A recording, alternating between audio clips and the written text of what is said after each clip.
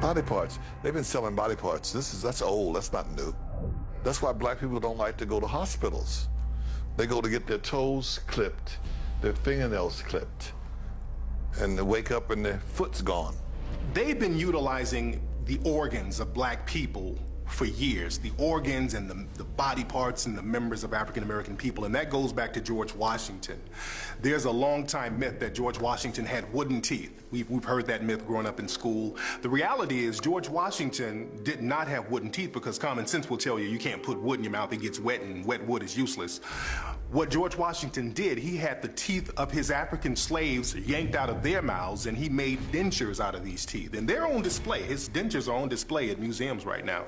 And that just goes to show the history of African people having our bodies mutilated and our members disfigured and mutilated for the betterment and benefit of the dominant society. In America, at least 2,500 black people go missing every year. At least. Never to be found again, not killed enough, you just don't find them again. Why doesn't that number ever go down? How can you constantly have the same amount of people? Are you trying to say the same killers go out and murder the same amount of people every year? No. Somebody is taking black people off the street. There's been stories on this. Kidnapped by the government, kidnapped by organ traffickers. Drive-by shootings is organ stealing. I'm worth $50 million and I need a kidney.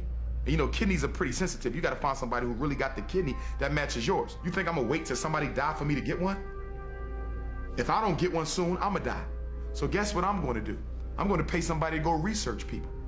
Okay, let's go look at all the black organ donors. Let's look at all the black people who got organ donor on their driver's license, which is why I'm not a friend of that. I say, if you wanna donate your organs, put it in your will. Say that if I die, this can go to my family, my relatives, my friends, or whomever. But when you put it on your license, I believe you make yourself a public target. And so what did they find? We got a guy in Los Angeles. He has the same blood type as you, same kidney type as you likely. He healthy though, he ain't likely to die no time soon. He don't know you, so he ain't gonna give you no organ for free. So guess what we're gonna do? We're gonna arrange a murder that makes it look like he was in a car accident. We're gonna arrange a murder that makes it look like he committed suicide. So the next thing you know, you coming out the gas station, boom, you get hit by a Mack truck, you dead, gone. You get taken to the funeral home, your family come to the funeral, they don't know that before your body got laid to rest, a little hole was poked and they pulled your kidney out. A lot of people don't know, when you get arrested or even when you get convicted, a lot of times law enforcement or police will swab your mouth for DNA. And now they have your DNA record on file, they have your genetic information on file. And you have to understand, with law enforcement, a lot of times they'll sell your information to tabloids and, like, especially celebrities, they sell their information to tabloids and magazines and news outlets all the time. So it's not a stretch to believe that they won't use your DNA or your genetic information for nefarious reasons. You, my son. Cops come by and inform me you just been shot dead. You don't have jurisdiction over that body. That's the coroner. You can't get that body till the coroner release you. So we'll get released, we go down and pick it up, and I see all these cuts and these stitches. I just thought they was doing a routine investigation, following the family. I didn't know they took your organs. I'm under all this stress, my son is dead. Now you buried now, I can't dig you up because the court got to have permission. Most of those cases is organ stealing. It's been known for a long time, even back in slavery times, that black organs were considered superior genetically to other folks' organs. For example, whenever there's a transplant, okay, especially when rich folks get heart transplant, liver transplant, kidney transplant, they like white, they like black organs. We had a famous case in Pennsylvania, Governor Casey, who was one of the most racist governors who ever lived back in the late 80s, early 90s. He had a heart transplant. Guess whose heart they gave him? A black person's heart. Down in Georgia, there was a case of an African-American 17-year-old kid who was found mysteriously dead at school. He died in the gym, they did an autopsy and they buried him. His family, they weren't satisfied with the results because they still wanted to know what happened to their son. They had the body exhumed, found out that his organs were missing and his body was stuffed with newspapers, and people are still trying to find answers. The officials down there in Georgia, they act like they don't know what's going on. There was another case out here in California. A young African-American man was found dead in Death Valley in the desert. All of his organs were missing. His liver, heart, lungs, kidneys, all gone. There's a case in the UK recently. A Somalian girl was brought over there for organ harvesting. They found out that they were going to harvest her organs, and they stopped that. There was another case in Asian couples. They went over to Africa. They adopted a black girl. 2 weeks later, she was dead. So these cases of organ harvesting are just going on all over the world, and people are being real quiet about it.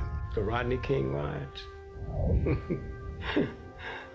The cops arrested 18,213 black folks.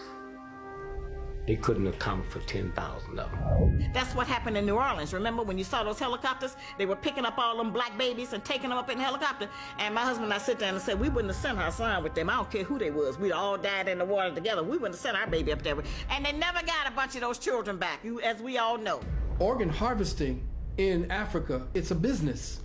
In fact, they've set up so many sophisticated places around the so-called third world where there are nations like France, England, New Zealand, Israel. All these places now are looking in the impoverished areas because mostly in these impoverished areas like Brazil, places in South Africa, right here on this continent, wherever there's poverty, there's crime. And wherever there's crime, you know there's a lot of deaths and there's a lot of shooting. They are killing black people for their organs. Think about it. Organs are the only commodity that people must have to live that you cannot buy in a store. So if I am sick and I need a heart, I can't buy that. And we know all the problems with the fake hearts, that they can give a pacemaker to a bad heart. But what about when the heart needs to be replaced? You gotta find a match, and it ain't none on the donor list, and I'm worth $50 million, and I could care less about black people anyway? Guess what? Somebody gonna get shot in a drive-by. Switch over to Haiti. Jean Bellerive, at the time, he was the prime minister at the time when Haiti was hit with that earthquake that killed over 130,000 brothers and sisters down there in that island. They had a report on CNN with Jean Bellerive, and he said specifically that there was organ harvesting and child kidnapping going on.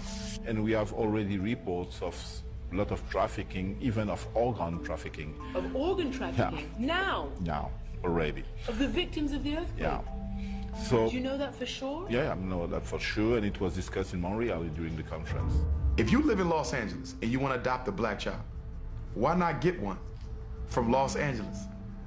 You have every age, every skin color, every hair type, whatever you want, it's here. Because black kids are not being adopted by black people. But instead, you want to go all the way to Ethiopia and get one. You want to go all the way to Haiti and get one after the earthquake. You want to go all the way to the Middle East and get one. And East Africa and a Middle Eastern country, I believe, are the two top countries for international adoption. Why? Because they have poor supervision and tracking processes. Once you get a baby from Ethiopia, and as we know, Ethiopia is one of the poorest countries on the continent. Once you get a baby from Ethiopia and bring them back to America, the Ethiopian government and their adoption agencies really don't have the technology or the resources to follow up and see what you're doing with that child. In fact, I've read articles on it where they say that after about 6 months, we never hear from the child again or the person who adopted them.